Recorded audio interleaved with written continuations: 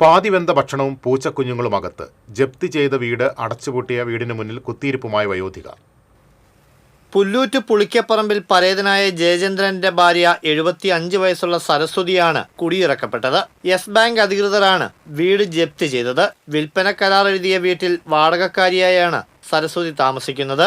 വീടും 32 സെന്റ് സ്ഥലവും വാങ്ങിയ വ്യക്തിയെടുത്ത വായ്പയുടെ കുടിശ്ശികയെ തുടർന്നാണ് സരസ്വതിക്ക് വീട് വിട്ടിറങ്ങേണ്ടി വന്നത്. വസ്തുവിൽപ്പന നടത്തിയ വകയിൽ ഇനിയും പണം ലഭിക്കാനുണ്ടെന്ന് സരസ്വതി പറയുന്നു. പോലീസ് സഹായത്തോടെ എത്തിയ ബാങ്ക് അധികൃതർ വീട് പൂട്ടി സീൽ ചെയ്യുകയായിരുന്നു. സരസ്വതിയുടെ മരുന്നുകളും വളർത്തു പൂച്ച കുഞ്ഞുങ്ങളും പുതിയ വീടിനുള്ളിലാണുള്ളത്. വീടൊഴിയുന്നതിന് ഏതാനും ദിവസത്തെ സാവകാശം ആവശ്യപ്പെട്ടുവെങ്കിലും ബാങ്ക് അധികൃതർ തയ്യാറായില്ല. പൊതുപ്രവർത്തകർ ബാങ്ക് അധികാരികളുമായി ബന്ധപ്പെട്ടുവെങ്കിലും നടപടികളിൽ നിന്നും പിന്നോട്ടു പോകാൻ അവർ തയ്യാറായിട്ടില്ല.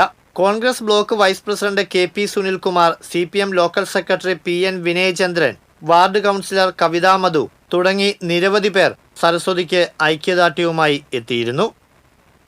TCV കൊടുങ്ങല്ലൂർ.